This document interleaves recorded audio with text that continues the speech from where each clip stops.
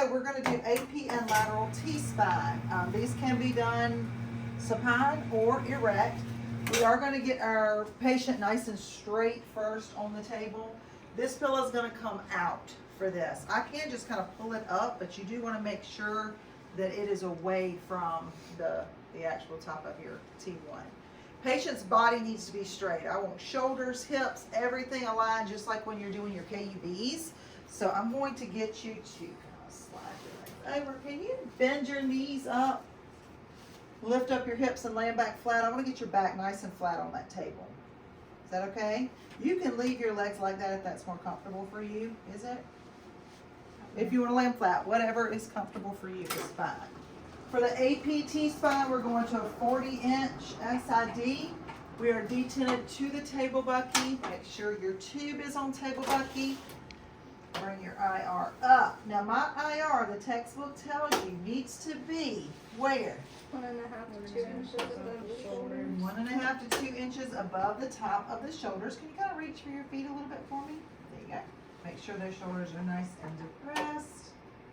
And there you go.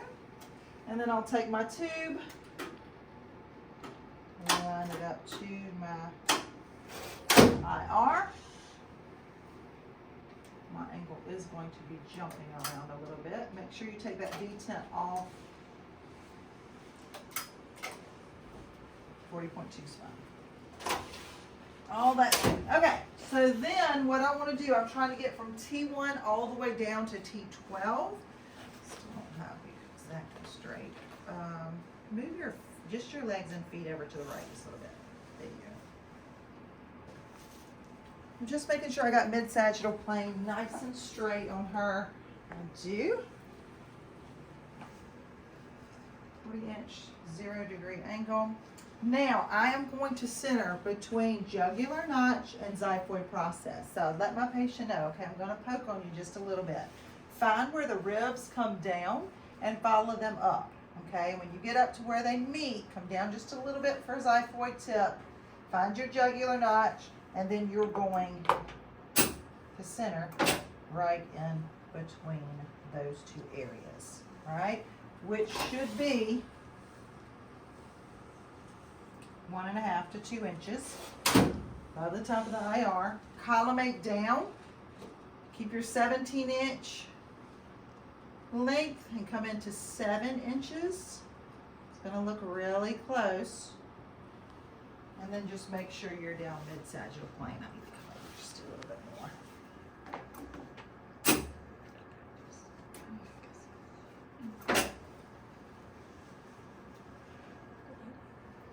Marker. Let me grab a marker here. I'm going to put the right marker. If I have light up by the neck, I usually do, just tuck the gown or whatever you have, tuck it down and stick that marker right there in the light field. Keep it all the way out on the edge of the light field so it does not get into your transverse processes. I try to do the marker up at the top instead of the bottom just because your vertebrae are getting larger as you go down and those transverse processes are going to come out further. So put your marker up at the top. Breathing instructions for this are what?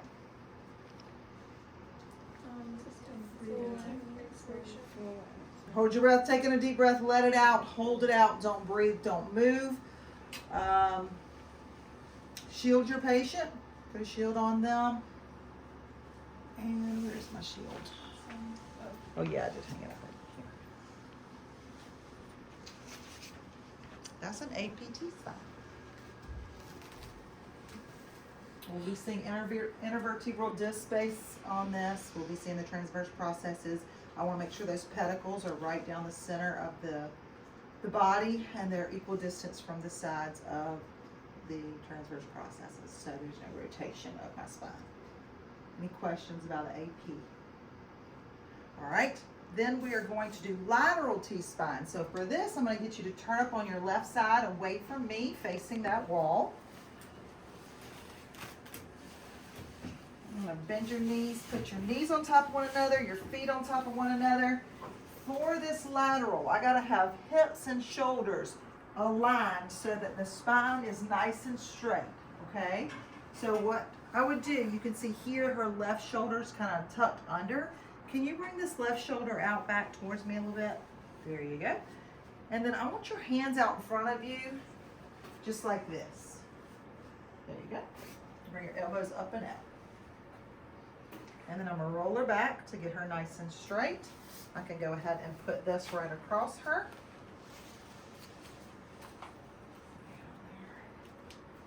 And then I'm going to take my hands and I'm just going to make sure those scapulas are superimposed on top of one another and her lower back, her hips are superimposed. So I know the spine is nice and straight. I've got a straight line, no angulation forward or back. Okay? Now, once I have her body aligned, I'm going to start looking at her actual spine. So I'm going to need to poke on your back a little bit here, okay? So I can feel spinous processes up here, the upper part of her T-spine. I'm going to keep palpating all the way down so I can find out where her spine is. Is it horizontal or is it angled down? So here, it's actually right there. So there and there. So I'm a little bit further down, aren't I? I can do two things. What does the book recommend that we do first? You can pop up with a sponge. Use a sponge and build her up right through here, just to help level out the spine horizontally. So it just so happens that I have a sponge right here. So can you roll forward for me?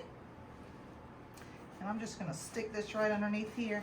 And now, if you will, just kind of roll back. Let's just see where we are there. Here. And I think that worked beautifully. Yes. So now I got my spine, same horizontal plane here. Watch your pillow. I'm going to lift this pillow out from underneath your head. I'm going to just kind of double it a little bit. It needs to keep her cervical spine straight. So lift up. I'm just going to let the very end of your head lay on that, okay? So I'm going to look at her neck and make sure. Is her head tilted down? Sandra, you could probably see it better from your direction. Or is it okay? It's okay. I think it is too. So now we have her spine nice and horizontal. I need to come in posterior to the mid-coronal plane, all right? So mid-coronal plane is right here. Your T-spine, I'm totally off now, aren't I, where my centering was. Your T-spine, I usually go midway between, because your book tells you, let me get back up. Your book tells you it's posterior to mid-coronal plane. So I take my hand, I come to the back, mid-coronal plane, and then I center right in the middle of that. So it's going to be about right here, because your T-spine is more posterior.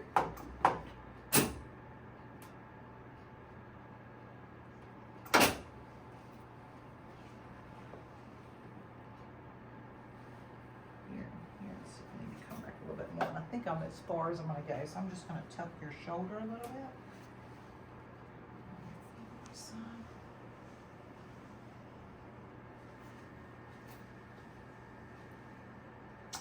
So I am sorry, but I'm going to pull you.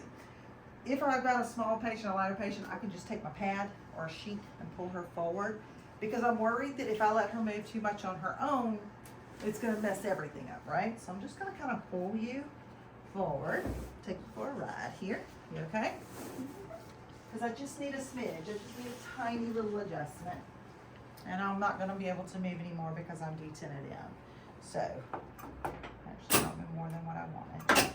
So that's that as far as here. What level does this line need to be at? My central ray? T7. How do I know where that is? Two things you can do. You can take this arm, put it down by your side for me. And I can find the inferior angle of her scapula, which is about right there. Or, you can bring that arm back up again. Or I can look and make sure I'm still 1.5 to 2 inches above her shoulder, which I'm probably a little bit off there. Not too bad, I'm about 1 inch. about an inch. So I'm gonna leave it at that because I know I'm still above. But I also know that I'm at inferior angle. And then I gotta collimate back down to my 7. Put a marker on it.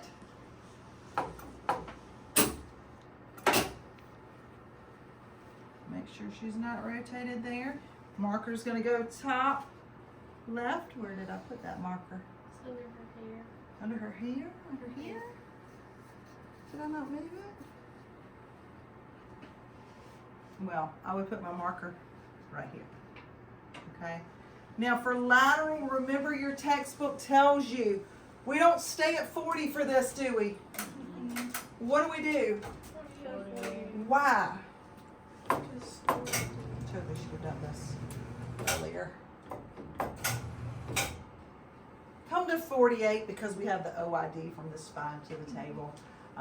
That's going to allow you to get more of the area. What's that? Still centered up there. Left marker would go up here. Just a little bit because of that change. Lead. We have a lot of scatter that's going to occur in this image because we're coming through a thicker body part.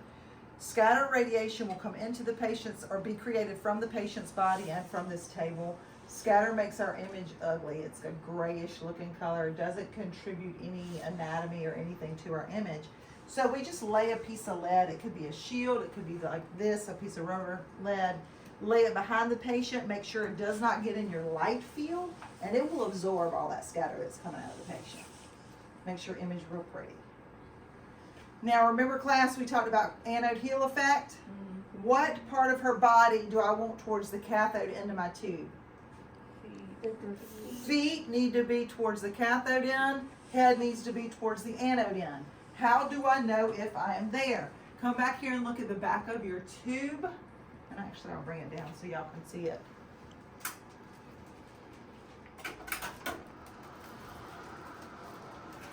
Look on the back of this tube right here. Can you see right here? What does that say? Cathode.